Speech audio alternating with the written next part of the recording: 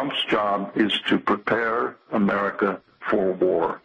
Nothing else. None of this business about rebuilding $3 trillion of infrastructure and so forth. They will rebuild some infrastructure. They will build a Navy. Trump has said this. We want a Navy second to none once more. The Navy right now is turning into a rust heap. It's not up to speed. So the Trump program calls for a huge naval buildup, the biggest since the Reagan presidency. And this is not the sounds of a man of peace. So this is the agenda that Donald Trump was put there to simply implement. And what do you think will be the end result of all of this? What is their goal? For the U.S. to be involved in more imperialistic takeover of other countries, more wars? I think it's, Joyce, I think it's all that these... Keep in mind, David Rockefeller is more than 100 years old. He's had 6 artificial heart transplants. George Soros is 86 years old, and he looks like walking death in his recent pictures. These are the patriarchs. These are the silly old men who think that America is their, leader on world power. They're building a one world George Bush Sr. called it the New World Order in his 1991 address to Congress, and then in September 1991. But and David Rockefeller calls it the same. Their New World Order is the world of Trans-Pacific, transatlantic trade and investment partnership, the corporate domination of governments and nation states, destruction of the nation state, and so forth, to create what Michael Ledeen calls in his doctoral thesis universal fascism. In other words, top-down control of the world. And that's the agenda. It has always been the agenda since 1944-45 in the Council on Foreign Relations Project, War and Peace Studies. And that's slipping away from them. So that's the only thing they know to try, war, and it's not going to work. This is maybe the good news, but in the meantime, millions and millions of people, not only in the United States but around the world, are going to be badly damaged economically and in terms of war itself before this thing is behind us, unless we come to our senses. Now, you said, was it David Rockefeller that had 7 artificial heart transplants? Is that 6 is what I've read. For David Rockefeller? David Rockefeller, he's more than 100. I think he's 102, 103. Okay. And it's. And what about his son-in-law? What about utilizing his son-in-law as a source of information and leadership for his presidency? You mean Trump's son-in-law, not David Rockefeller? Yeah, I apologize. I'm jumping here. Yes, definitely. Trump's use of his son-in-law. What are your thoughts about that? This is bizarre. This is bizarre. The son-in-law is a real estate developer. He's 35 years old, has never been in politics. He bought something called the New York Observer as a newspaper, an online newspaper. But other than that, he was one of the core campaign advisors of Donald Trump.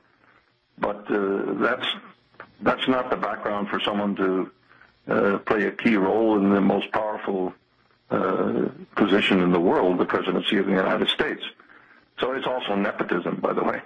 But he has filed for his son-in-law to get top security clearance so that he can sit there and listen to the highly classified daily briefings that Donald Trump will get as president, and then on that basis advise Trump what to do. So this is pretty bizarre. It's never in history been the case that a family member of a president-to-be was given security clearance in that nature. He has no official position, so it's just bizarre. Well, but what if he is given an official position? Because I think he rightly says that the people that are closest to him, he can trust them the most. And we've all been in those positions where we've had people that we couldn't trust. I think that he is in a position of saying if he wanted to have him as his whatever and give him a top security clearance, you would have a problem with that. Well, I think the law would have a problem with that. It's unheard of. It's against what is it the Hatch Act? No, on political nepotism. Yeah, you're referring to when Bobby Kennedy was, with his brother, and that I think is the last time that we saw. But we did see nepotism, from that standpoint. Yeah. So that's certainly true. So I'm not up to speed on the legal side of this question with Jared Kushner, but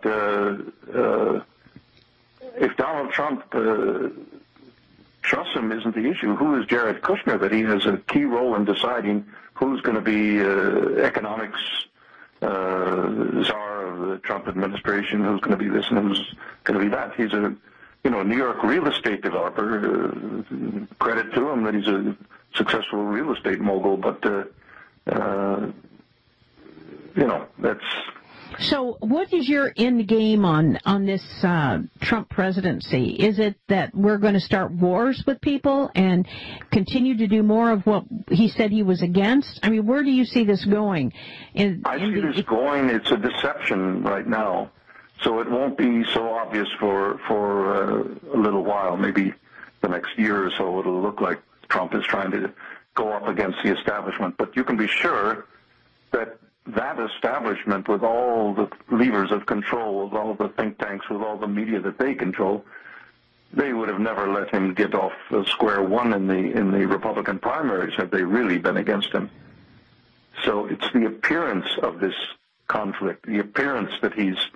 I'm reminded of the Barack Obama change. We need change from George W. Bush and Dick Cheney. We need change. We need change. And all of the appointments on finance and economics that Obama made after pretending he's anti-establishment, anti-Wall Street, were made by Robert Rubin, the vice chairman of Citigroup. Every single appointment. And, Obama was just window dressing from basically the same policy with slightly different foci. So that's the case with Trump. The same oligarchy is behind Trump. Nothing has changed in that sense. The same banks of Wall Street have the same power. Let's see what he does in terms of a 21st century Glass-Steagall Act. I'm very interested and keen to see what he tries. And he also has a Republican Congress that is mainstream establishment that, would have backed Jeb Bush if Jeb Bush hadn't been so incompetent. Yeah, and obviously incompetent. I don't know. I don't see where this is going, though. Why are they doing this? Why are the elite leaders putting him in this position then? Because your statement was because he wants war. No, that's his program. That's what he's been given to do. He will rebuild the resources of the United States to make such a war. That may take 2, 3, 4 years. And in the meantime, people may think, finally we're, coming to better times with the economy again, jobs in the defense industry, at least, their jobs, and whatnot. But in the end, the basic thing will be to shift the geopolitical momentum globally, and that means Iran, China, and Russia, neutralize Russia, upgrade the Asia pivot of Obama and Hillary Clinton against China, and escalate a major offensive, which Israel will be very happy about, against Iran. And in the process, get Syria militarily broken, so you can so that Netanyahu can control this huge oil find in the Golan Heights, which Israel illegally occupies since the Six-Day War. And that's basically the agenda. Watch the appointments. Watch who will be defense secretary, other key posts, and what they're background is, and it'll begin to become more clear. I'm aware that what I'm saying is a shock to most of your listeners, and maybe a shock to you, I don't know. Mm-hmm. But it's important to have this out there so that we can be aware of what is possible. I think his agenda is there will be false flag actions going on in the world, bombings, who knows what all, and they'll be used to rally the American people by President Trump for appropriate action. It'll just have a different focus. And that's the dangerous thing. Donald Trump is not about to roll back the military-industrial complex of the United States, far from it. Donald Trump is not about to make peace with the rest of the world and stop interfering in their internal affairs with color revolutions and so forth, far from it. He is now moving to neutralize Russia, to restore the collaboration with Netanyahu, which was at the breaking point under Obama, as you recall, and to focus on Iran, bring Erdogan's Turkey back into the family so that they can be used again geopolitically. And these are very, very strategic moves that most people don't even understand or look at because the mainstream media makes a point of ignoring them. Well, Trump has made so many statements, so many comments, so many, here's what I'm going to do, that I believe that he does not want to go down in history as being a phony. And I think that he would, if he is going to take the position that you are saying.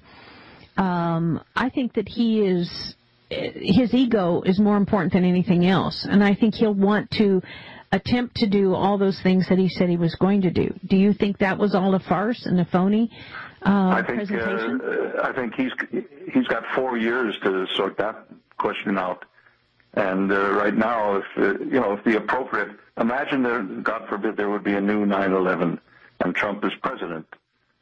He would rally the country to war, and let's say Iran is identified as the doer. Iran would be bound to the Stone Age. That would set off geopolitical repercussions around not just the Middle East, but Russia, China, and so forth. And this is a dark scenario, but this is a dark time in terms of those oligarchs and their agenda. They're losing power, and they don't like that. That's the thing to keep in mind. It's not about Trump, the person. Okay, we got to take this break. 3-minute break. We'll be back. Stay tuned. Joyce Riley with William Engdahl. This hour.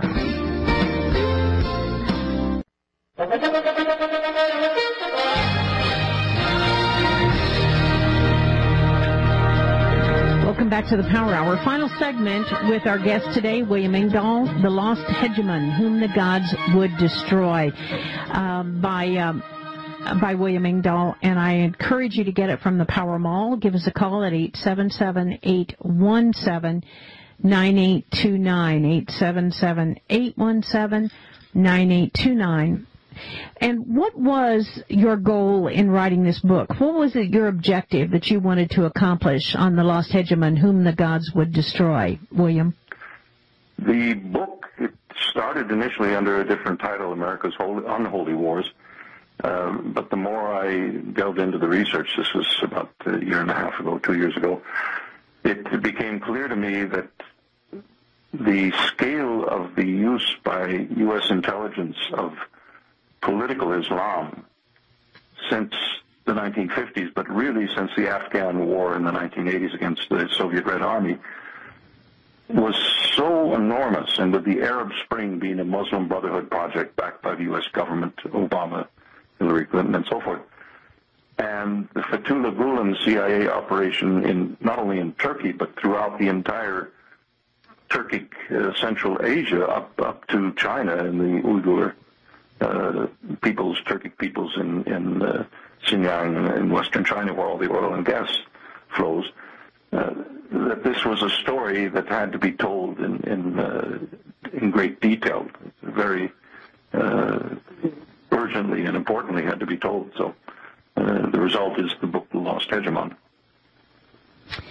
And where do you see things going in Syria now? With the Russian involvement and with the threats that they're making, both sides really, where do you think the Syrian issue is headed? Syria is a catastrophe in every human respect and every other respect at this point.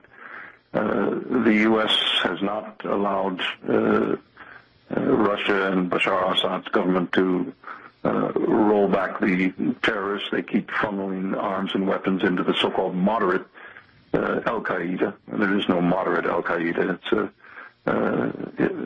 So they've prevented a solution which could have been, had the United States genuinely cooperated with Russia, with Iran, and with the government of Syria. That could have happened back in September of last year. It was sabotaged by the Obama administration, who has another agenda. So right at this point, and with the Trump administration coming in, he's not at all, Mike Flynn is not at all friendly to Bashar al-Assad. Israel is not at all friendly to Bashar al-Assad. They want the oil on the Golan Heights, which Syria rightly claims is Syrian territory that was stolen and occupied by Israel, after the war. So it's not a time that I can see any peaceful resolution of the Syria conflict anytime soon, and that's very tragic. Mm-hmm. Do you think the threat with Russia is over, given the fact that we now see this apparent relationship between Trump and Putin? Do you think that Trump has at least averted a war? Well, it wasn't Putin's war to begin with, was it? Is that your... Oh, no, it wasn't Putin's war. It was the U.S. and attempting to demonize them over and over again. Yeah, okay. We're out of time, unfortunately. Sure we're out of time, unfortunately. The Lost Hegemon, Whom the Gods Would Destroy, is available at the Power Mall, $17.56 on sale, ladies and gentlemen, $17.56. Thank you, William Engdahl, for joining us in the Power Hour today. Thank you, Joyce. You bet. You all have a blessed day. We'll see you tomorrow. God bless you all. It's all about the truth.